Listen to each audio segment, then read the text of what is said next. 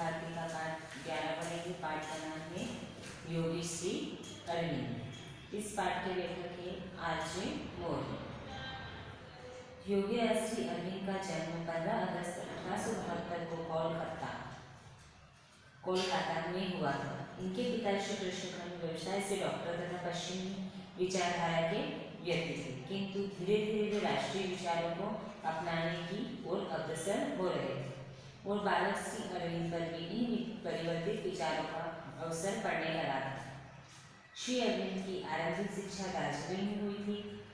Doctor Krishnakant ने मात्र 7 वर्ष की आयु में ही उसे अंग्रेजी शिक्षा प्राप्त करने विलायत भेज दिया। लंदन तथा कैम्ब्रिज विश्वविद्यालय में अध्ययन करने के पश्चात 18 वर्ष की आयु में वे ICS की परीक्षा में बैठे और प्रथम श्रेणी से उसमें पास हुए। घुड़सवारी की परीक्षा में अनुपस्थित रहने के कारण ये सरकारी सेवा में आने से वंचित रह गए।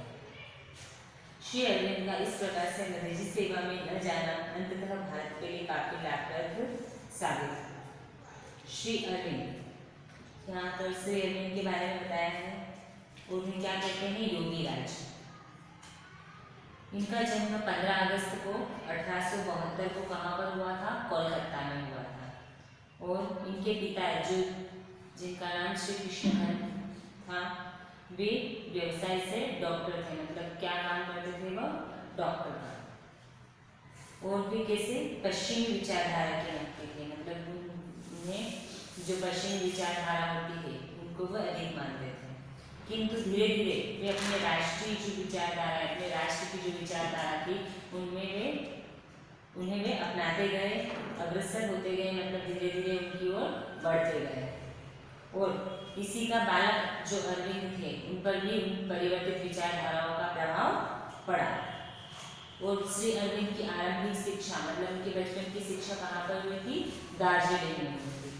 और डॉक्टर जो कृष्णकांत थे, उन्होंने मात्र 7 वर्ष की आयु में ही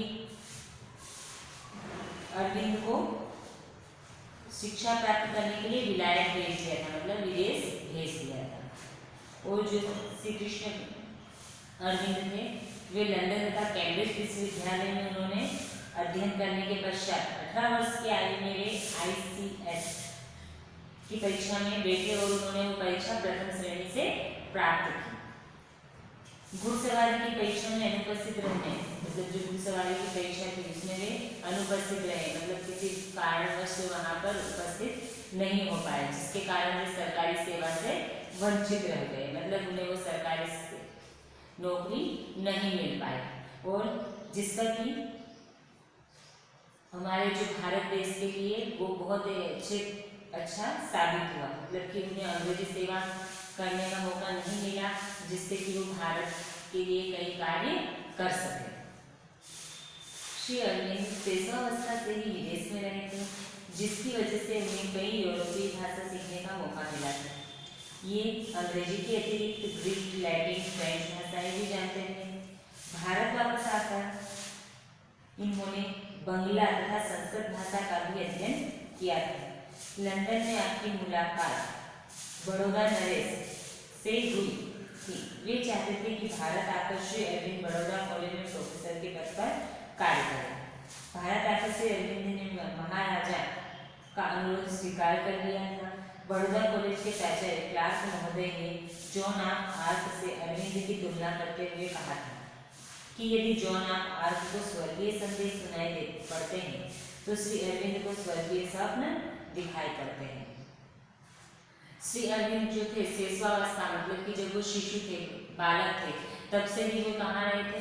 विदेश में रहे थे, जिसके कारण उन्हें कई यूरोपीय भाषा सीखने को मिली, मतलब कि वहाँ पर वो हमेशा विदेश में रहते थे, इसलिए उन्हें वहाँ की जो भाषाएं होती है वो सीखने का मौका मिला था। उसके साथ साथ ये अंग्रेजी के अतिरिक्त ग्रीक, लैटिन, फ्रेंच भाषाएं भी जानते थे। और जब वे भारत आए तो भारत आकर उन्होंने कौन कौन सी भाषाएं सीखी? बांग्ला, हिंदी, संस्कृत भाषा का भी अध्ययन किया। और लंदन में जब इनकी मुलाकात बड़ौदा नरेश, मतलब बड़ौदा के जो राजा होते हैं, नरेश मतलब राजा, उनसे हुई थी, तो उन्होंने क्या कहा था उन्हें कि वो बड़ौदा आकर वहाँ के कॉलेज में प्रोफेसर के पद पर कार्य करे। और जब भी बड़ौदा आए तो उन्होंने महाराजा का अनुरोध स्वीकार किया और बड़ौदा में प्रोफेसर के पद पर कार्य किया। और बड़ौदा कॉलेज के जो प्राचार्य क्लार्क महोदय थे, उन्होंने क्या कहा कि जो जॉन ऑफ आर्क थे, मतलब एक महान विदेश विभूति, महान व्यक्ति का नाम है, तो वो क्या कहते थे, इनसे उनकी तुलना करते हुए कहा कि अगर जॉन ऑफ आर्क को स्वर्गीय संदेश सुनाई देते हैं, मतलब उन्हें जो स्वर्ग से भगवान के जो संदेश होते हैं वो सुनाई देते हैं कि वो क्या कहना चाहते हैं, तो जो श्री अरविंद थे उन्हें वो चीजें कहाँ पर दिखाई देती है, अपने स्वप्न में दिखाई देती है। मतलब उन्हें भी एक महान व्यक्ति के रूप में उन्होंने कहा। बड़ौदा कॉलेज में आपकी ख्याति एक सुयोग्य प्रोफेसर के रूप में थी, अतः कुछ समय पश्चात आपको एक कॉलेज, उस कॉलेज का उप प्राचार्य बना दिया गया।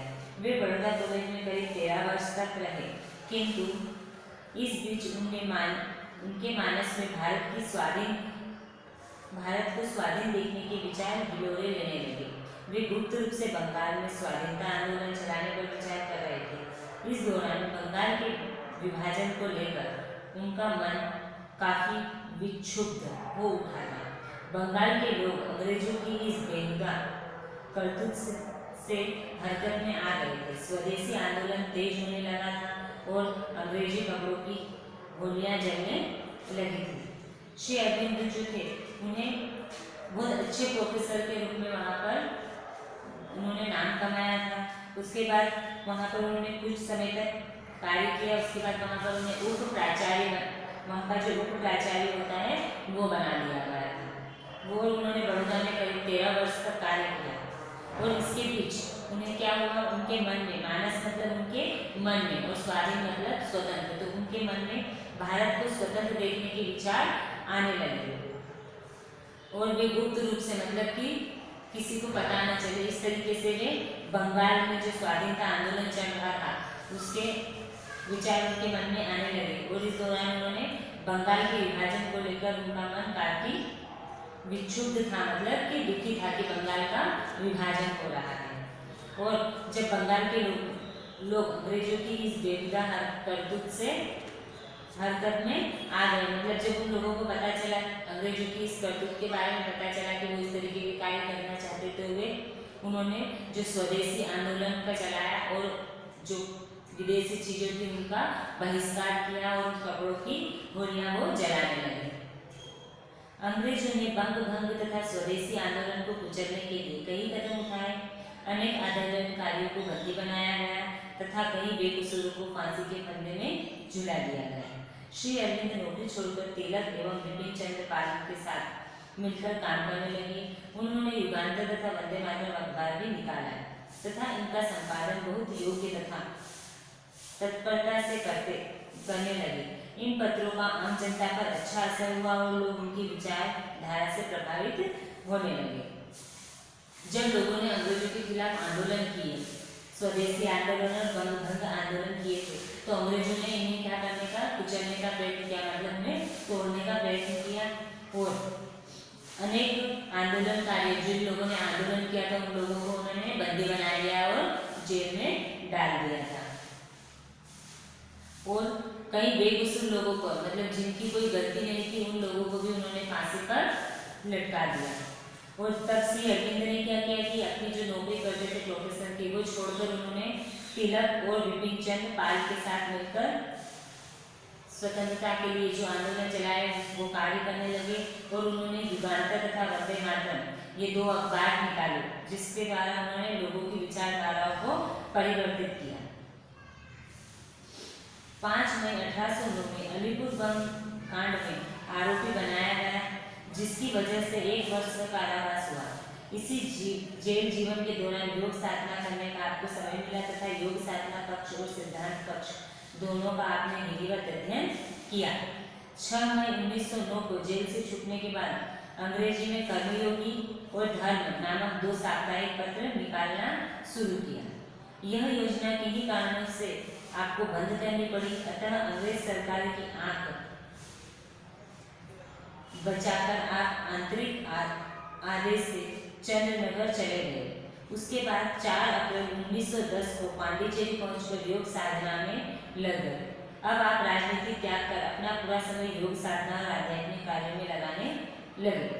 जब इस तरीके के आंदोलन हुए थे तब उन्हें 5 मई 1908 को जब अलीपुर में एक बम कांड हुआ था तो वहाँ का उन्हें आरोपी मान लिया गया और जिसके कारण उन्हें 1 वर्ष का कारावास मतलब 1 साल की सजा सुना दी गई थी, जिसके कारण उन्हें जेल भेजा गया। और इसी दौरान उन्होंने जेल में योग साधना मतलब योग के बारे में जो है वो करने के बारे में सोचा और उसके बारे में अध्ययन किया कि किस तरीके से योग किया जाता है, उसके बारे में उन्होंने विधिवत अध्ययन किया।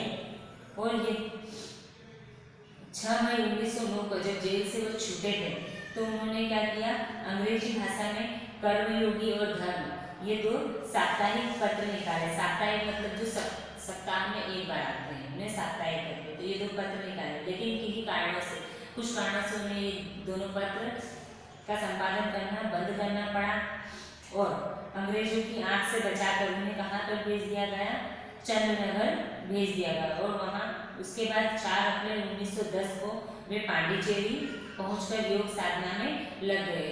मतलब उसके बाद वो पांडिचेरी गए और वहाँ पर उन्होंने योग साधना का कार्य शुरू कर दिया और उसके बाद उन्होंने राजनीति का जीवन त्याग दिया और योग साधना और आध्यात्मिक कार्यों में लग गए। पांडिचेरी का श्री अरविंद आश्रम अंतर्राष्ट्रीय योग साधना केंद्र बन चुका है। इस संस्था का प्रबंधन आपके जीवन काल में आपकी फ्रांसीसी शिष्या मीरा किया करती थी। श्री अरविंद आश्रम प्रकृति सुरमई स्थली है, जहाँ जाकर मन सहज में ही सात्विक विचारों में लग जाता है। आपकी सहधर्मिणी श्रीमती मृणाली देवी सदा आपके कार्यों में हाथ बटाती रही। सन 1918 के दिसंबर की 17 तारीख को इनकी पत्नी का निधन हो गया। लाला लाजपत राय 5 जनवरी 1925 को आपसे मिलने पांडिचेरी गए थे और आपके कार्यों की बुरी बुरी प्रशंसा की थी। 29 मई 1928 को कविवर रविंद्रनाथ ठाकुर भी आपसे मिले थे और आपके आध्यात्मिक जीवन से बहुत प्रभावित हुए थे। जब श्री अरविंद पांडिचेरी में जाकर योग साधना का उन्होंने केंद्र बना लिया था और वहाँ पर उनका एक आश्रम भी स्थित था। और जब वे जीवित थे तब उनके जीवन काल में वहाँ की देखरेख कौन करता था, उनकी जो फ्रांसीसी शिष्या थी मतलब वो फ्रांस की थी और उसका नाम था मीरा, वो वहाँ का प्रबंधन देखती थी। और श्री अरविंद आश्रम की प्रकृति सुरमई स्थली थी, जहाँ जाकर मन सहज ही सात्विक विचारों में लग जाता। मतलब वहाँ का वातावरण इतना अच्छा था कि हम बाकी सारी बातों को भूलकर सात्विक विचारों में लग जाया करते थे। सात्विक मतलब होता है पवित्र और उत्तम। उनकी सहधर्मिणी मतलब उनकी जो पत्नी थी मृणाली देवी, वो सदैव उनके कार्य में उनका साथ देती थी। और सन 1918 के दिसंबर की 17 तारीख को उनकी पत्नी का निधन हो गया था। और लाला लाजपत राय जो थे वे 5 जनवरी 1925 को उनके पास पांडिचेरी मिलने गए थे और उनके द्वारा जो कार्य किए थे उनकी उन्होंने बहुत प्रशंसा की, मतलब उनकी तारीफ की। और एक बार 19 मई 1928 को कविवर रविंद्रनाथ ठाकुर जो है वो भी उनसे मिलने गए और उनके आध्यात्मिक जीवन की उन्होंने प्रशंसा की। मतलब उनके द्वारा जो भी कार्य किए गए राजनीति से संबंधित और योग साधना से संबंधित उनके बारे में उन्होंने उनसे बातचीत की और उनकी तारीफ की।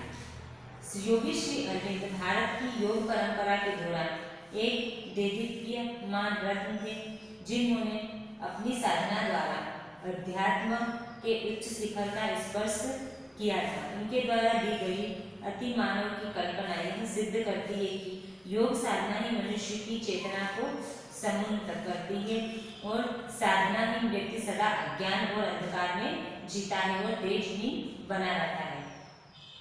श्री अरविंद जो थे वो क्या मानते थे कि जिस व्यक्ति ने योग साधना नहीं की वो अज्ञान है, मतलब उसे किसी भी चीज का ज्ञान नहीं और वो किसे जीता है, अंधकार में जीता है।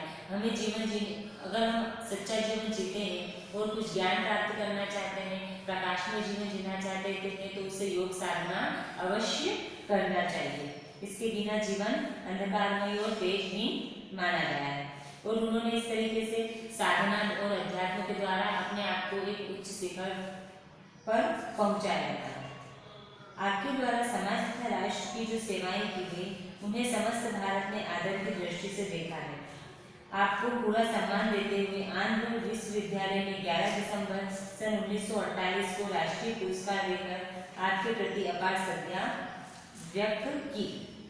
और उनके द्वारा जो समाज तथा राष्ट्र की जो सेवाएं की, इसके लिए भारत ने उन्हें आदर की दृष्टि से देखा है और उन्हें सम्मान देते हुए आंध्र प्रदेश जो है वहाँ के विश्वविद्यालय ने 11 दिसंबर 1948 को राष्ट्रीय पुरस्कार देकर उनके प्रति अपार श्रद्धा व्यक्त की। 5 दिसंबर 1950 को आपने समाधि ले ली, मतलब 5 दिसंबर 1950 को वे समाधि में लीन हो गए, मतलब उनकी मृत्यु हो गई। तो हमारा पाठ यहीं पर समाप्त हुआ।